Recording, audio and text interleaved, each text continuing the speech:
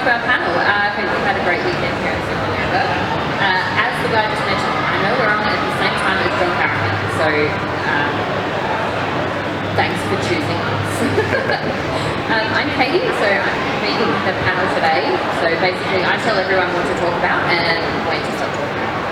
My fellow panelists here are Matt J. Park, Aaron J. Carlisle, and Kylie Lee. Hi. I think we're the only ones who don't use our initials. So I'm guessing everyone here is interested in writing, and hearing about writing. All of us up here are independent authors, so this means we don't have publication contracts. It's a good and bad thing. It gives us creative license and no deadlines, but it also means we get very little guidance and we don't have anyone pushing us to complete our works. But this is where our writing style can be a hindrance or a help, and leads me into our topic today. Are you a plotter or a pantser?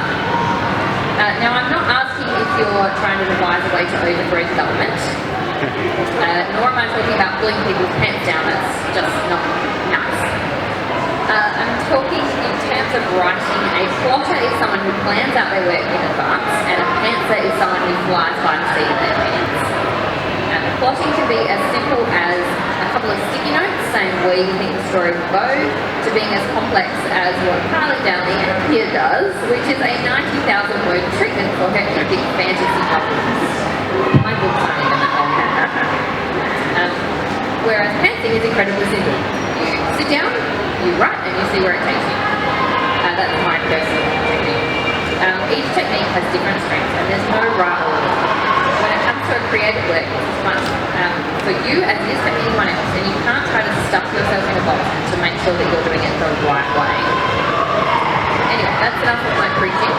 We're going to try and roll through the evolution of a story from inspiration to completion, and give you an idea of what goes into writing for us and how our approaches vary. We want this talk to be very dynamic, so if you have a question, we've got David over there who's going to take questions from the audience, so pop your hand up and let us know. We're happy to have our flow interjected, say. If you give us a topic to start from, we could be here until next year about that and still have crowds around, so just do let us know. For now, let's go. So I'm going to start with the inspiration for a story. Like a tree growing from the seed, a book just needs a single point of inspiration to grow, and there's usually about as much under the surface as there is. Inspiration can come from anywhere. Sitting on a bus, walking through a garden, looking at a mountain. A friend of mine has a t-shirt that says, "I see book plots everywhere," and that is just so true. I'm going to ask everyone in turn to share a little bit about where the inspiration for one thing came from. So, Matt, you're up first. Okay, I guess with my Apocalypse series, which is certainly my most popular series, the idea for me was kind of spawned out of, well, there's a couple of things. One was I'd written kind of this big cast of thousands sci-fi action adventure thing, so I wanted to, that was my first book, Kings of the World, so for my second book I just wanted to do something completely different. So the idea of a journal and a single character voice I thought would test my writing. And then the story that associated with that, I was at the same time reading my great-grandfather's World War I war diaries, and just I loved everything about it. It was an incredible story, all the things he went through. I think it was his Aussie, little larrikin voice that came out through all these epic things, and you only got his really kind of singular point of view on this epic experience that was happening. Might have been complaining about bully beefs and biscuits for dinner one day, and then getting gassed or hit by a shrapnel, or ending up in the infirmary and sneaking out to a French village to dance with the French locals overnight and sneaking back for the morning. And I just wanted to capture all of that and throw it into a modern setting around the catastrophe. Just kind of that voice. What's a modern catastrophe? A comet strike on the Earth was my event, so some global chaos, and that's where my story came out. And he killed us all. Only about 90% to be fair. Of Adelaide? Yeah. Cameron, you're up next. Okay, so I get inspiration from all sorts of places. Sometimes it's just a picture or something like that. So I'm going to talk about my Dr. Jack for the inspiration. I watched lots of documentaries, and I was actually finishing off a marathon of Jack the Ripper documentaries, and I actually have a friend who's a ripperologist, and I thought, oh, there's so many different theories about Jack the Ripper, I can make a steampunk one. And about the same time, I was doing the school pickup, and they had the Who song, Behind Blue Eyes. And of course, every bad guy thinks they're the good guy, and that song really is about, thinking about that sort of thing. And so I thought, well, let's do it, and I'm going to do it from the good guy's point of view, and I'm going to do it from Jack the Ripper's point of view. So that's sort of how that one came up. It was sort of watching something and a song that particular. Okay, so I'm going to talk about my Chronicles of the Children series because that's the kind of books that I have now. And basically when I was a little girl, I still have an amazing imagination, but when I was a little girl, I had the craziest dreams and nightmares, and they were horrific nightmares. And my dad said to me, Kylie, what you need to do is change your nightmares when you are sleeping. And so I got into this pattern of being able to change the consequences of the nightmares. And eventually I got to a point in one of these nightmares was I was standing on the edge of a cliff, and I would imagine what would happen if these two cliffs of these two lands were joined together. And that is what happens in Chronicle of the Children. These two lands, what happens if they actually join together? And that's basically what started the process of Chronicle of the Children. There are lands that are broken apart. How do you get these lands back together again? So that was an inspiration for my entire series. When I was a little girl, it was actually a dream or a nightmare, how to get them together again. So yeah, that was the inspiration for this one. How I get inspiration these days, I really enjoy going for long walks. I'm watching the leaves. That's it. I haven't actually heard that story. I've been saving it up. I nearly forgot to mention my own there, so I'll talk about Through the Victory. That one literally just popped into my head one day. I was on the bus and a voice just came into my head and started telling a story, and I'm like, okay, cool, we can roll with that. I don't know where it's gonna go, but we'll see. So that was a lot of fun. Now I've got a little note here on ideas and conceptualizing. So how do you take it from an idea to a whole story? That's very much story dependent for me, because I actually write my 3 different series in completely contrasting ways. One I do a loose plot around, that's my sci-fi series. I kind of divide my story up into 3 acts, and then I divide that up into 3 parts to each act. And then the ideas that have been circulating in my mind, I just kind of plot them across that structure. And usually it's across the first 2/3 of it, and then I let the resolution play out on things I probably haven't even thought about at that time. But certainly all those plot points start to then form a framework around the story in my head, and then that leads to where character choices are made and kind of goes from there.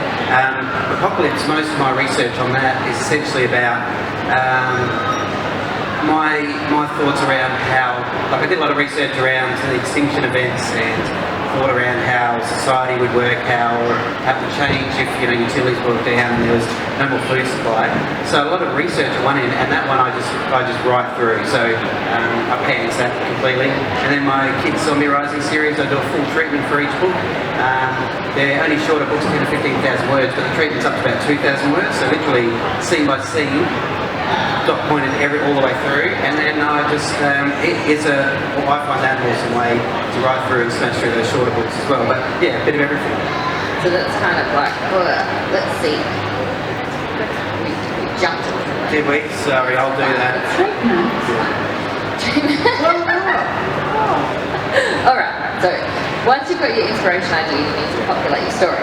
So who's your main character? Are you telling the story of one person or many? Does it come through a single person's point of view, multiple, first person, third person?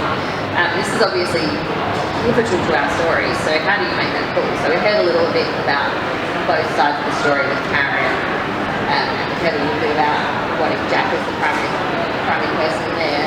Kylie, how do you work out who you're going to include? How do I work out? Who your characters are going to be, how many people you're going to have in the story. This does get very complicated in my case because I tend to write massive epics and very big stories. So I'm someone who does like to write in. Actually, I do get confused in this, am I? Hey? I'm an omniscient writer, I think is the word. Omnipotent? Yeah. There we go. Third person omnipotent. Yes, there we go. She knows what I am. So I do. One of you guys have to explain that one. Do you guys know what third person? What your perspectives Omnipotent are. means? So single, first person, third person. Yeah.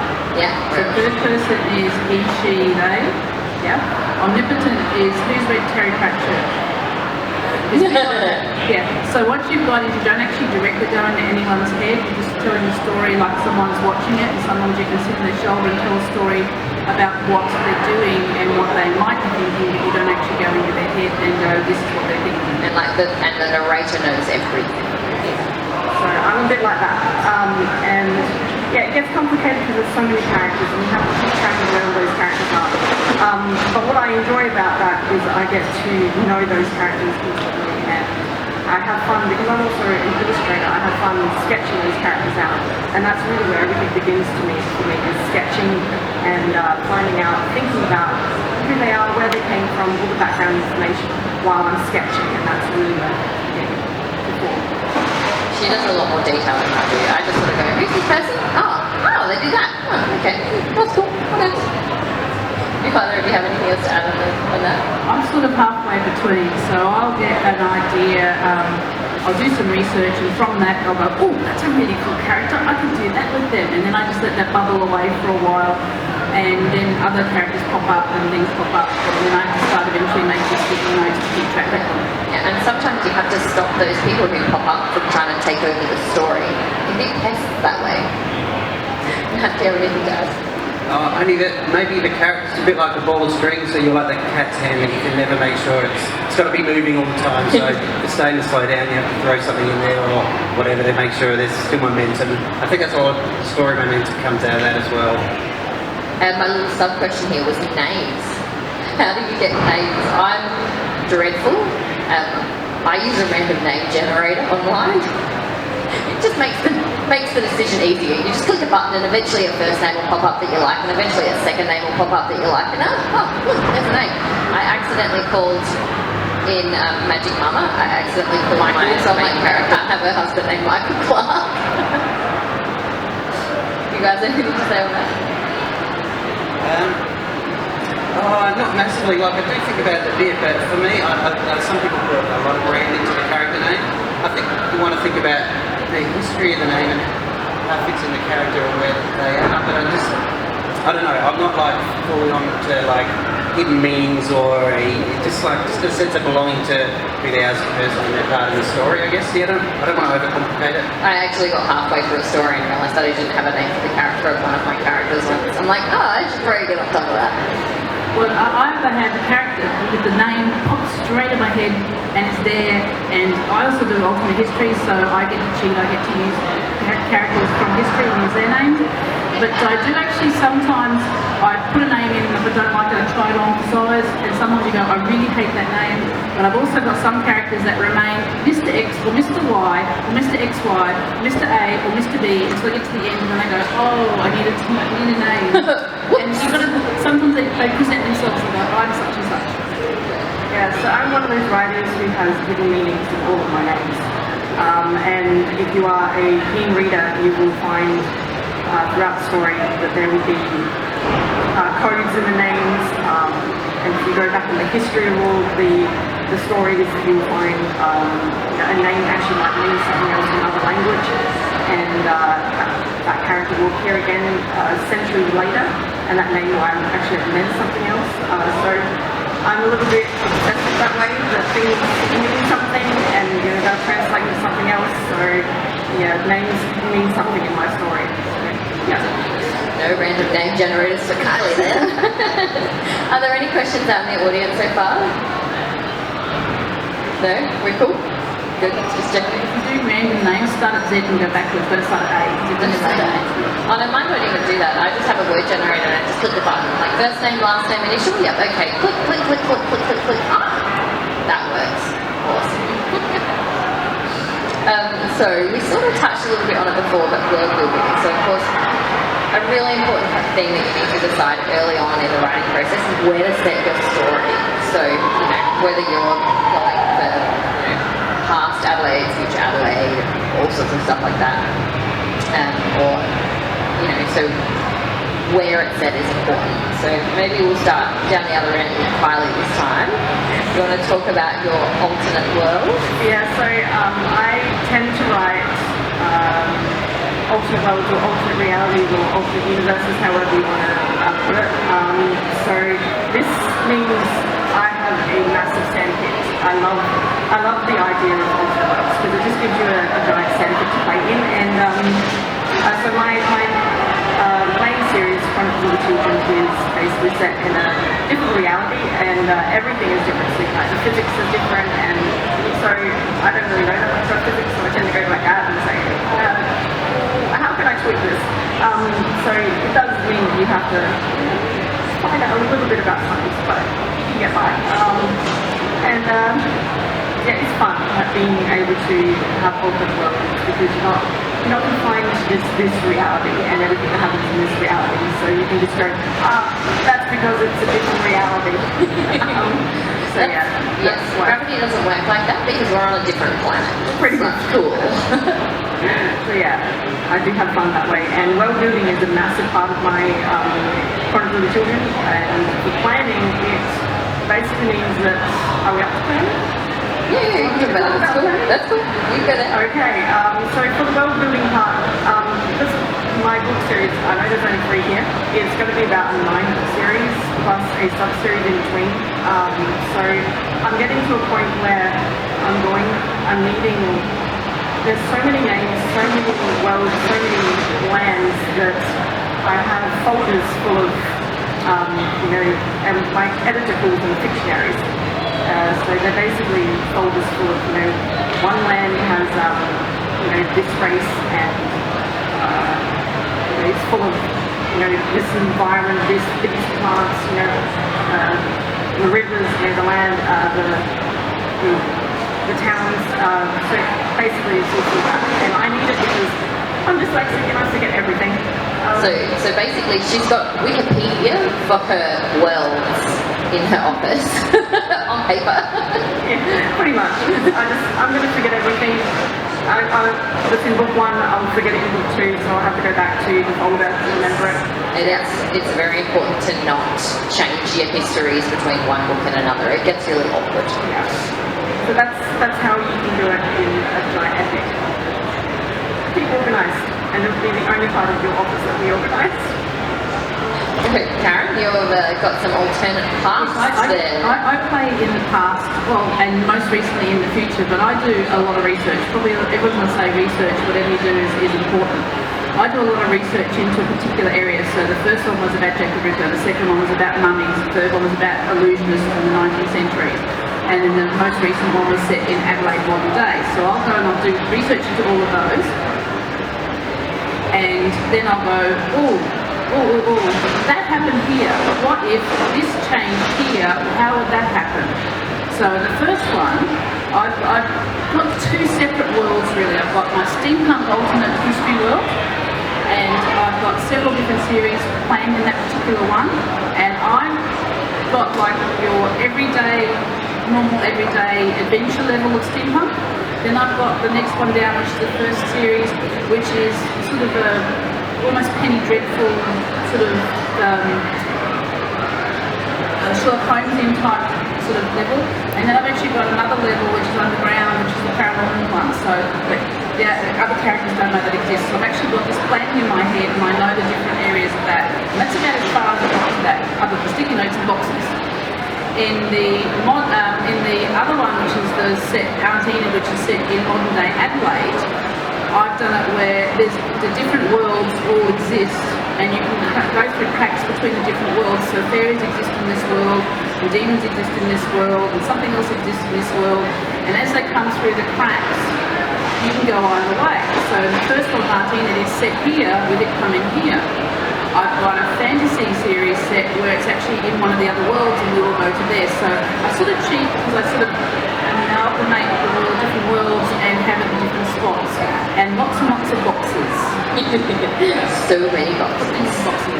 So I had one series that was kind of the same as Kylie. I did it in a completely different world, so I didn't have to pay any attention to history or physics or anything like that. But I also have 2 books that are set in current time and in our current world. So it's both liberating and constricting. So you don't have to think up all the stuff. You don't have to think up your road names because you're just driving the streets of your hometown, sort of thing. But it also means that you can't mess with reality to an extent. But I also like to have a little bit of fun. So my most recent one, I did magical realism. So it's the real world, but with magic, just for fun. I'd say with the world building, for me, not so much the setting's the most important thing. I think it's like, because this is for me when I'm writing, the biggest slow down, stick in the mud of my writing is when I get confronted by world building elements. So if I get to a part of the story and it's say a new part to my world, my sci-fi thing, and I've new spaceship, new species, or something, and then I've got to sit and think about that to the point where it's got to make sense to me in a totally believable way before I can write about it. So I have to think about, try and break it with thoughts, go, hang on, what if this, what happens there, or if I do that, what happens to this little construct of matter and setting and environment and magic or whatever element it is in the series, and then go, okay, so I can throw all these thoughts at it, it's kind of watertight through all that, then I feel comfortable enough to write in there. So for me, like whatever research or building just the elements of your world and how they all fit together, I think it's pretty critical because that's the space that character's going to play in and the story's going to play it in. And sometimes, it's also really important. If you're working with a commonly known theme, for example, your zombie series, then you have to work out. There is so much information out there on zombies, and here I've got magic. Well, there's so many different ways that you can do magic. You can do spells, you can do mixing potions, you can do this, you can do that, and you have to choose which of those elements you're actually going to include in your story. So you've got, you could do. I could have my witch in there. I could have gone, she's got a magic spell book, and I thought that was how it was going to go. And you use your particular spells for this, but it ended up being, using stones to stop magical whiplash sort of thing. So you don't necessarily immediately know which elements you're going to go with, but you need to make sure that you're not being constrained by what fiction is already out there about magic or whichever element you're going to go with. And I think you've got to be watertight against your own world because you just know if you've got holes in how you think things work and whatnot, the first thing the reader is going to come up and say is, what did you think about this, or that. So I think if you've thought about all those things, like trying to break your own world and then work out ways where there are less holes in it, then it just becomes something that the readers don't think about, and they have more believability about everything else that happens in there because you've gone to this effort to make it watertight, I suppose. That's where beta readers come in really handy. Very, very handy. Yeah. So yeah. And if you know what beta readers are, I'm assuming, but yes, definitely trusted people close to you, whose opinions you value, and who you can communicate openly around your story with. If you get a handful of people like that to read your manuscript, it is just absolutely priceless. And they'll give you an honest critique in a constructive way. Or they'll just laugh at you. But it's also good if you've had people read your book first. It means that you don't have quite so many nerves on launch day. I was joking in my last panel, oh yeah, my sister read my book and she told me it was really good and better than the last ones, and that sort of is enough to get you over the line sometimes on release day. Any questions on world building or anything like that? They're quiet. Everyone's quiet. So it's fine. We could talk until next year. Sorry? Well, yeah, this is a tough one. So my next bit is linking the elements into the story. So this is how we actually get to the nitty-gritty part of plotting versus pantsing. So you've got your inspiration, you've got your cast, you've got a setting, and this is where we blend it all together. So I'm going to get everyone to talk now on their writing styles and how the type of story we're writing can impact on that. And look at this, we're actually in the right order for how I've written this. So Kylie, you're a plotter. Yeah, I'm a So, as these guys, you guys have actually seen that. No, you haven't seen that. We've heard about them. We've heard about it. So I write really intense plots where basically I would not note like every single thing that happens in the chapter, so they end up being like Zinx walked over here and then he did such and such a thing and he said, so basically it's like just dot points of everything that happened in the entire book, and they can get up to 100,000 words. They're pretty crazy plans, and they really help in writing a book, I find. Because, you know, by then I will have a pretty solid idea of what the book will be about. I will know what the names of towns are, where the characters have been, who they've interacted with, why they've interacted with those people. And then I'll sit down and actually write all the stories in between the dot points. But they don't always work. I have had to, you know, rewrite entire books before. Several plotting times. But the plotting is really important. So again, sometimes the genre will affect how you write it. So Kylie writes her epic fantasy. How many words roughly is your first book? Do you know? The first book is probably 150,000. 150,000 words. Yeah. Yep. The second one is 200,000. Yeah. So Kylie writes enormous books. So she kind of needs to plot what she's doing. Like, I could totally respect that. My books are about 60,000 words long. So I can get away with pantsing. Karen? Okay, well, I used to be a total pantser, so I used to just write by the seat of my pants. And the longer I start writing, I'm writing long books. So I started off writing short stories, and the books are getting longer. So this one's got short stories and novella. The last one I've done was actually a longer story, and the next one's going to be twice as long. So I do it differently. I'm a feely person, so I get an idea or a picture in my head or a feeling, and then I'll start writing, and then some ideas pop in my head, and I usually get the title fairly early in the piece. It sort of pops up. If I can get the title, I've got something to hang it on. It doesn't mean I'm not going to change the title later, but it gives me something to hang on that idea and that feeling. And then I'll go and do some research, and I'll listen to some music. So I might listen to music that's related to it, like listen to steampunk music. Or I'll go and I'll watch DVD set in Victorian era, especially if you can get one that's really well made with good costumes. And I'll go from there, and I start immersing myself into the world, and things just bubble along, and they come out eventually. I start writing, and usually they end up being some sort of mystery or murder mystery, because I just read way too many Agatha Christie and Sherlock Holmes when I was younger. And to get to the point where I have to start making sticky notes to go, this is going to happen, and this is going to happen, and this is going to happen. When certain things happen, that's about as detailed as I get, because I find otherwise for me it constricts what I'm doing, and I'm better off saying, this happens, so what if this happens?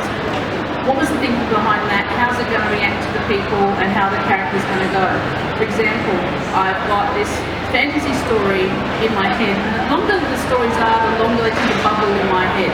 So I've got this fantasy story that's been bubbling in my head for about 20 years, and finally little pops are coming up, and I'm working out a little bit more that I can put down as a couple of sticky notes, and eventually, in about a year or two, I'll probably go and start writing it. The Dr. Jack ones, that was real life things that started setting that one off. It probably bubbled away for a couple of years before it finally went off.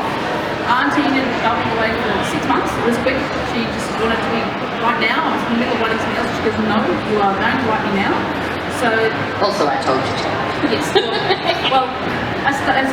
Auntie Enid's about a little old lady who saves the world. And I was starting to, it was bubbling away, and Katie's much faster at writing than I am. I take at least a year to write a book. And she came out with a little old lady saves the world. I'm like, oh no, I can't do that now. She goes, yeah, okay, fine. And so I said, yeah, they're totally different. Just do it. It's fine. Mine's a little more fantasy based than yours. So I find it's different for every book. But I get to a point where I have to start writing sticky notes. But usually I've got 1, 2, 3 things that are going to happen. This is going to be the feel of the story. Something else is going to happen. This is probably how it's going to end, although sometimes it doesn't do that. And then I go from there.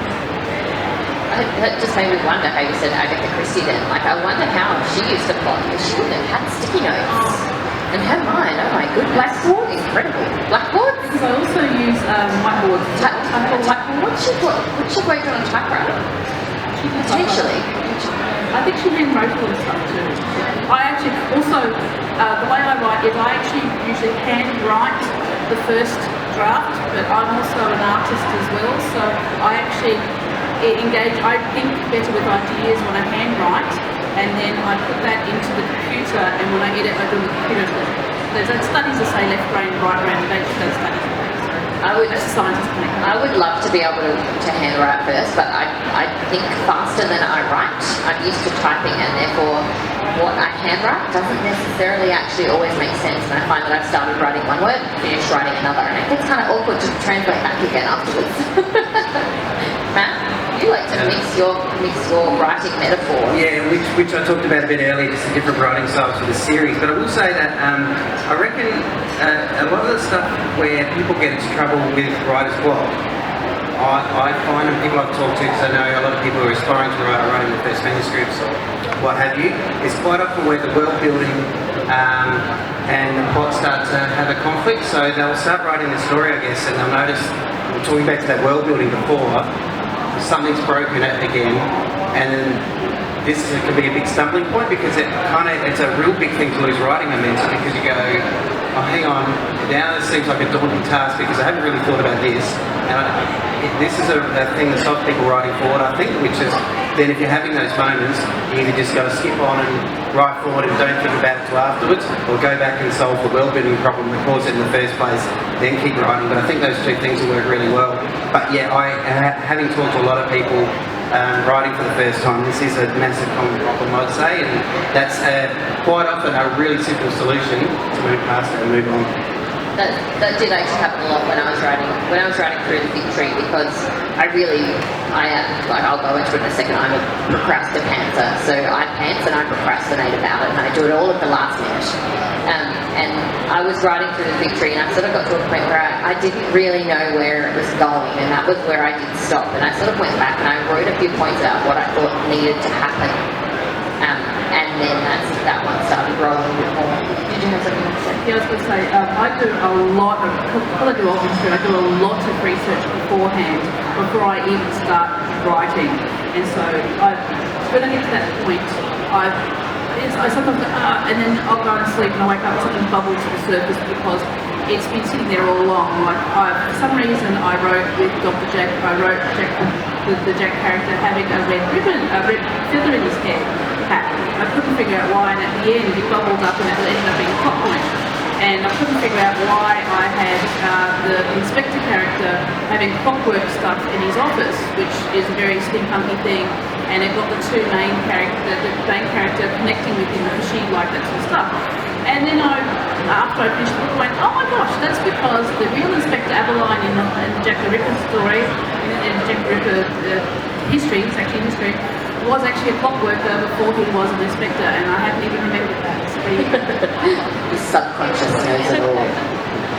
Sorry, can I just say one more thing on that? And the reason I said also skip forward, because if it's not a world-building break, sometimes it's something in your story that you haven't even discovered yet and won't do till you get to the end of the first draft. And sometimes it's that point when then you can look back at your story and go, oh, that was the thing that was missing back there, because I'm trying to get to here, I didn't even realise at the time.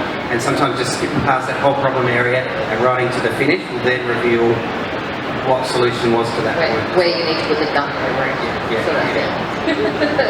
Where the smoking gun needs to be, so that it's there later. So I mentioned a moment ago, I am a procrastinator, so I take it to the next level. I did manage to write some books quite quickly, but I wanted to, Magic Mama, which I wanted to release this weekend, I started writing it in April, and I said to myself basically every couple of days, I need to write that book, I need to write that book, I need to write that book. I told myself I needed to have it finished by the start of October so that I could actually release it.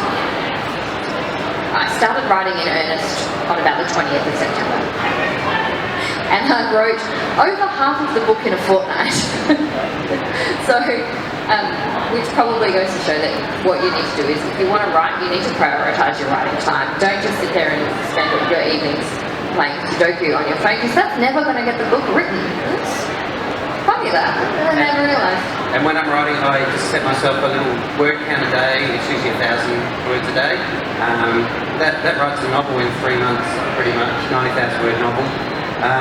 And so you just kind of, life's busy, you know, I've got kids some days I don't, some days I'm working and my kids, but even if in those days if I can just write something, at least if I've gone through the process into the habit, and you just train your mind, you really do, and writing becomes simpler, it's training exercise like anything else, and you just get better at it.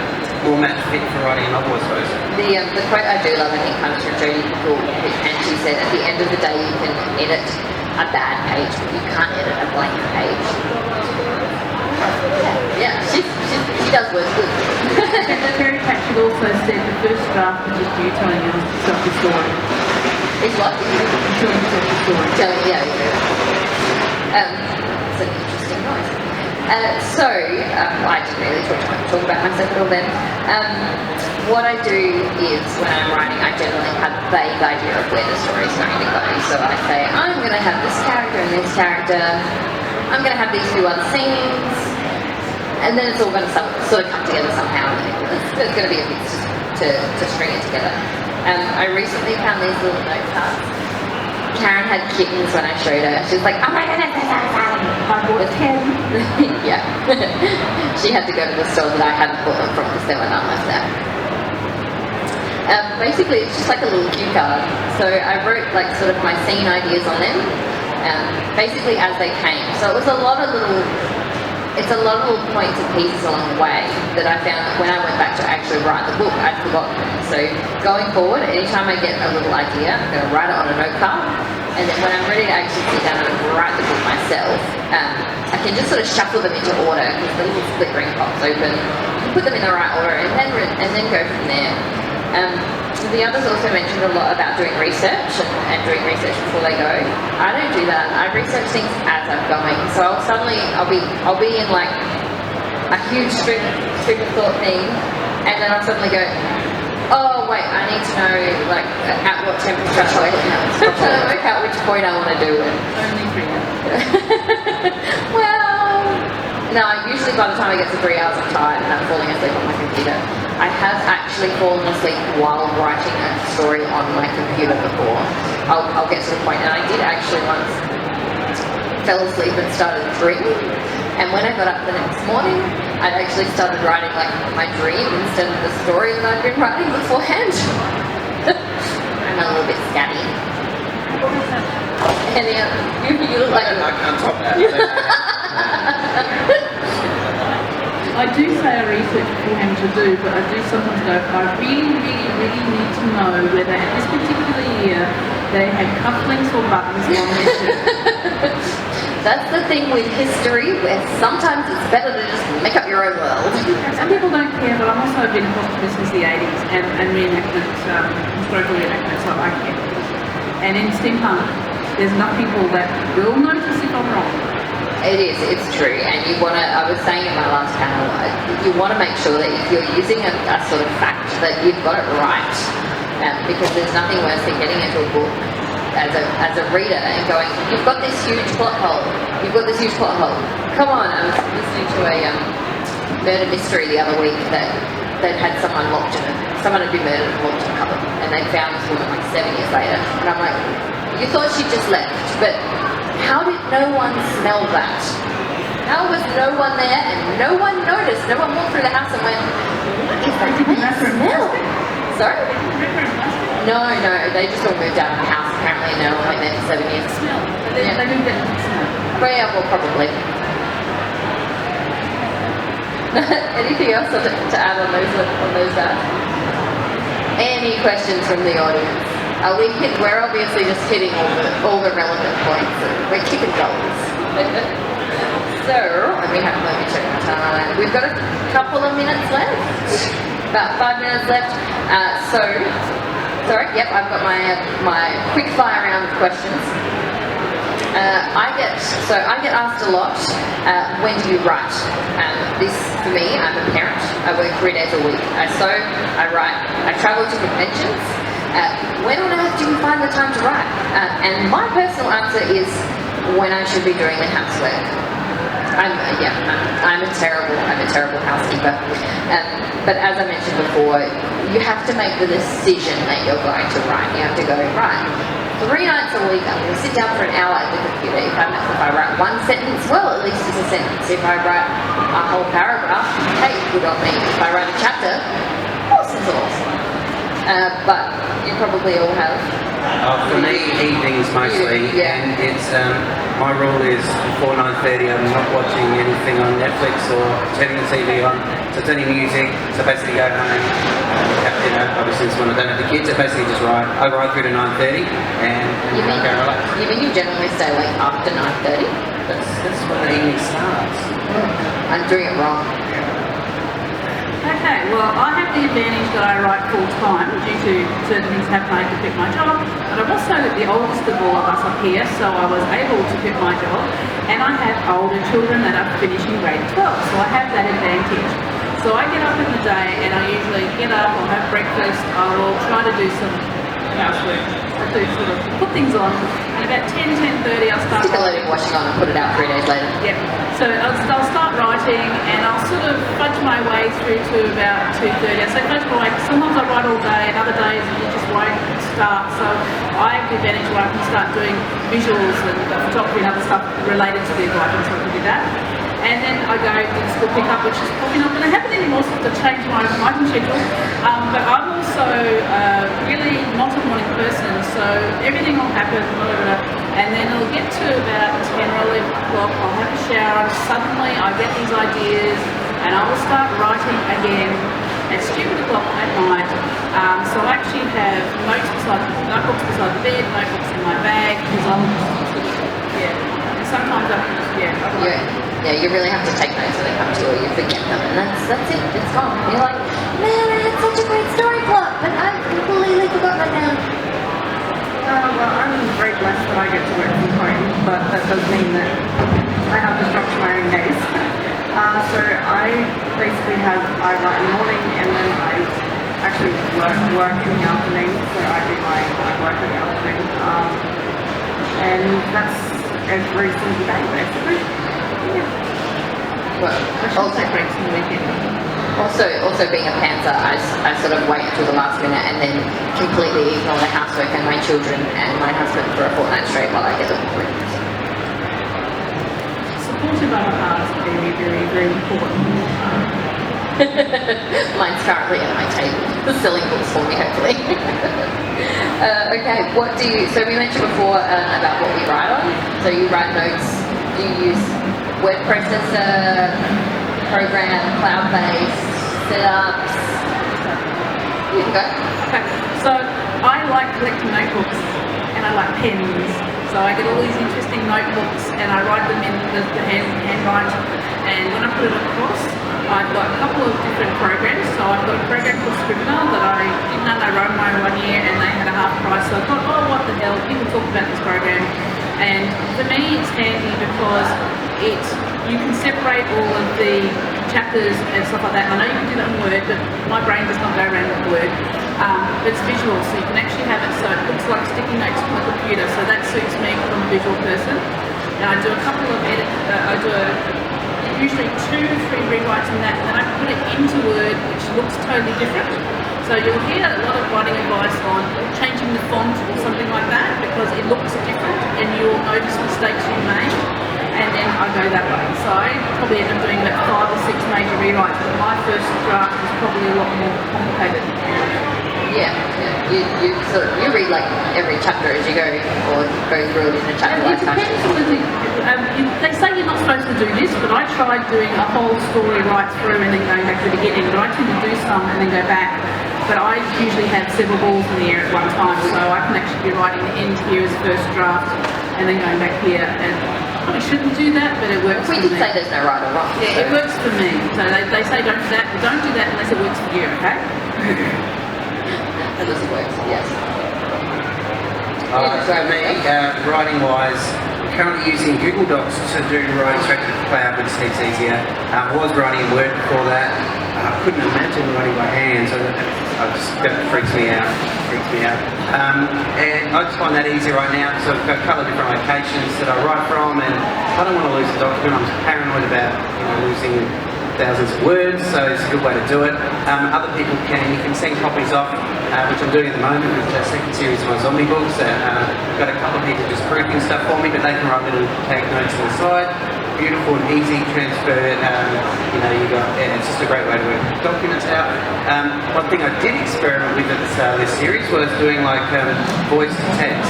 And I tried that for a while. I thought this would be awesome because you could just talk your story and then have it write it in. But I actually found that that's a really hard process to do. Maybe it's something I could learn to do over time, but you just don't think and talk the way you write a story. It would be interesting for other people to experiment on because you could smash words out really good if you could do it, but I just found it impossible. But it was good fun to try a different experiment because I'm not really locked into anything, I don't think, and I'm willing to mess around with my writing style and find things better.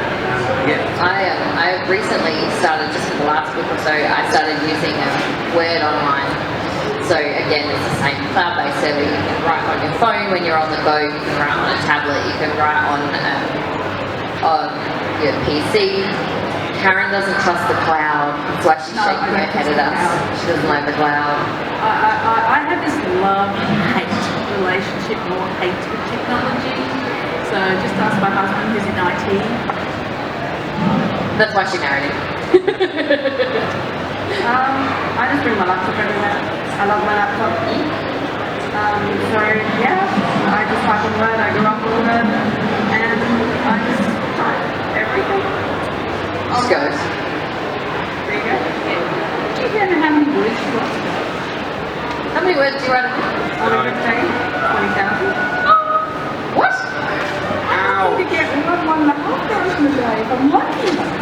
I'm melting! Anyway, are we being given the wrap up now? Yes. A couple of minutes? Alright. No one's got any questions at all? What did you say you used with the, you can put your notes on? What did you say you used? Scrivener. How do you spell that? Scrivener. Yeah. It also has a random name generator. Inbuilt random. Which Scrivener is specifically designed for authors tool, as opposed to Word, which is a word processor. Yeah. They actually have templates too for different types of storage. So like if you want to do a screenplay or something, it'll give you like all the different notes for doing all that sort of stuff as well. So you're using it internal stuff. I think I just hated Word so much because my brain didn't technology. I Just doesn't work that way. I love using Word because you can do all of your chapter headings and like different styles throughout, so that when you get to the end, you can just click, change my normal template from Arial to Calibri font or something like that, and it just does the entire document in one go.